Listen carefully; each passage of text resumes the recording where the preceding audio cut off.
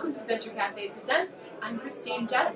Joining me right now is Ali Fuller. She's the Executive Director and founder of Level Ground Mixed Martial Arts, based here in Boston. Is that right? Yep, that's right. So tell us a little bit about the mission behind your group and why you decided to start this organization. Yeah, absolutely. So my field is definitely nonprofits. I've been working with young people who are disenfranchised and marginalized for a number of years, be it in rural Pennsylvania or in Brazil.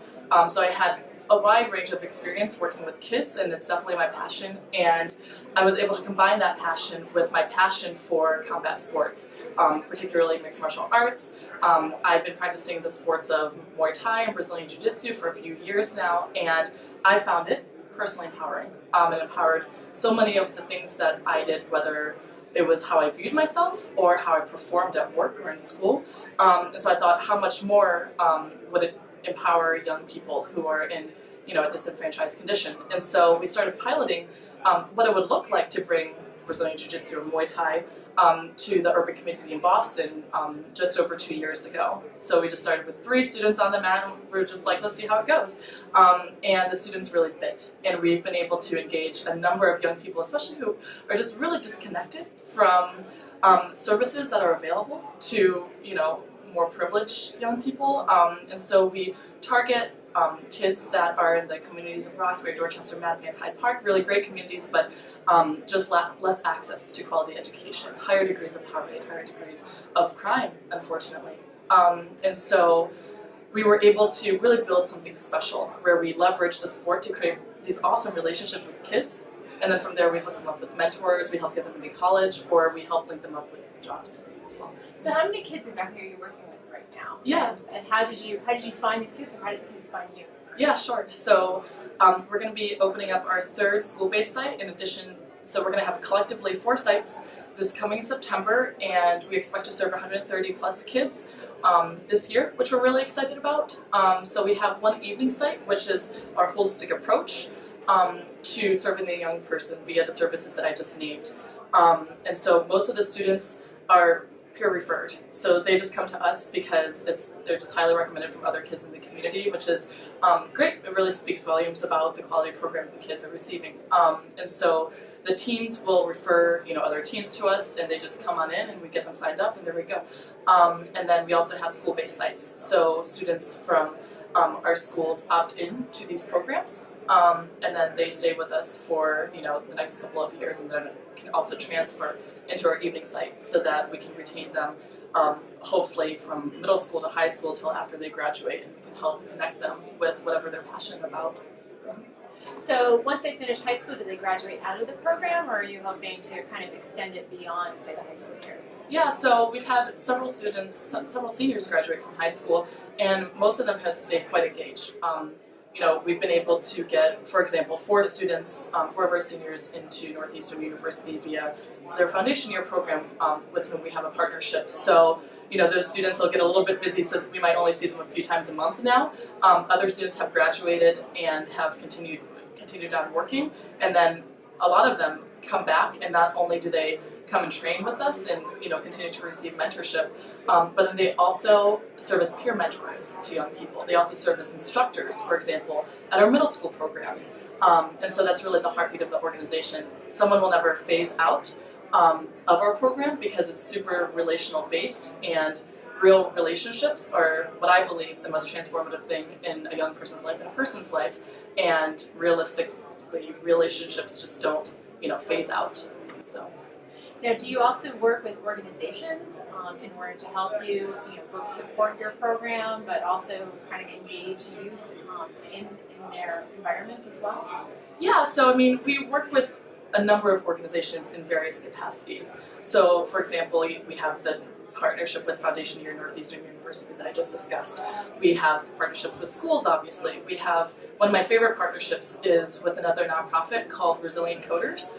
Definitely look them up, they're super awesome. So they teach code literacy to this particular demographic, and so we have this awesome athlete to nerd crossover where kids will come in, start training with us, and then we're able to tell them about some other opportunities that they have. So for example, on a typical Tuesday or Thursday night, we'll have 7 students go code for 2 hours and then come train with us for 2 hours. And we're really excited to collaborate as much as possible with other nonprofits doing awesome work. We also have some other cool partnerships where we partner with CIC and Impact Hub in Boston, where we have co-working space, but they're incredibly generous in letting our students come in on given days to be able to do some of their professional development training as well. Can you talk a little bit about what it's like being an entrepreneur in the nonprofit space and having to kind of form a model that makes your organization sustainable, even though it's more of a service-oriented, community-oriented group? Yeah, sure. It's really difficult.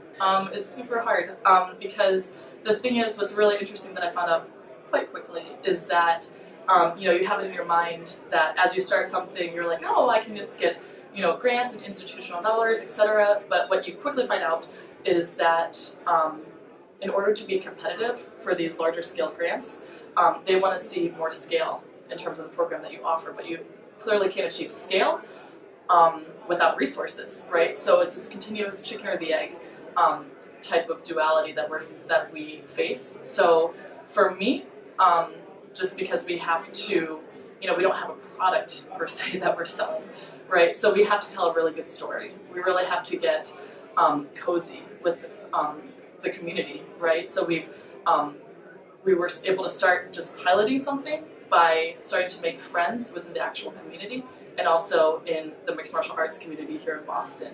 And a lot of those gyms and individuals were kind of some of our primary donors and supporters, And then that opened up to the wider Brazilian Jiu-Jitsu community, all over the United States, which has been really cool as well. And then from there, we've been able to start to break into exploring some of the synergies with the tech community, with the startup space, and look for kind of innovative partnerships. But the biggest thing that I can say is the relationships really matter. And stewarding those relationships and inviting people to interact with the young people, because at the end of the day, I can tell, the young people's stories, but no one tells it better than them themselves. In terms of getting support for building the model, because even though you're a nonprofit, you still have to build your business model. So in terms of getting support for developing that model, getting maybe a mentor to help you, understand how to put that together, what kind of resources are available to entrepreneurs like yourself in this nonprofit space? Yeah, sure. Honestly, early on it's quite difficult. My mentors were people who also work in the space.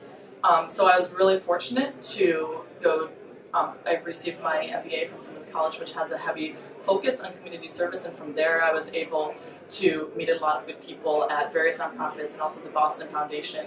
And the vice president, one of the vice presidents of the time, Robert Lewis Jr., who's just a really great mentor and leader in the Boston community. I was fortunate enough to get close to him, and he mentored me extensively, ultimately hired me to work in his nonprofit as well, and from him I learned a lot.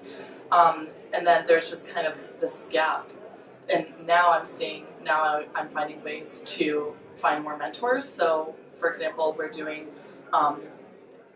the Unreasonable Lab Accelerator. That's going to be next month. That's facilitated and was brought to Boston through City Awake, which is really exciting. So we have that. We're some finalists in the Root Cause Social Innovation Forum. So there are a few of these different accelerators that do help nonprofits, but also you have to kind of get over this hump in terms of your stage of growth. It's not going to happen in year 1. Closer to year 2. We're lucky that's happening in year 2. Probably like year 3 or 4, realistically as well. So where do you hope to grow it to? I mean, right now you're trying to fundraise so you can have your own facility in addition to having these kind of satellite operations where you're doing things at different locations. Talk us through kind of where you hope to be a year from now. Yeah, so a year from now, we aim to do a few things. Continue to implement our youth programs incredibly well. For the fall, what I'm really focused on is to create a corporate wellness piece where we're able to provide young people with meaningful workforce development skills, where they help us go into different companies around Boston and facilitate women's self-defense or mixed martial arts inspired fitness courses. Through that end, obviously companies, their employees receive a great workout. They're able to see where some of their money is going by meeting these young people. But then on the flip side, you have young people who are able to offer or cultivate great skills right? Just as much as they receive technical training and the actual jiu-jitsu and Muay Thai components, they're going to receive professional development training. So they're already armed with LinkedIns and resumes. We're going to make sure that they have business cards. We're going to make sure that they know how to network and that they know how to follow up. Things like that. So whether or not they stay with the organization long term or not, they're armed with transferable skills that they can take to any job in the future. Aside from that, we're just starting to look at spaces in the Roxbury community where we can ultimately have our own studio that'll serve as a social enterprise, not only to scale our youth programs, but then also to make Brazilian Jiu-Jitsu and Muay Thai, very expensive sports to train, accessible to the larger Boston community, which we're really excited about.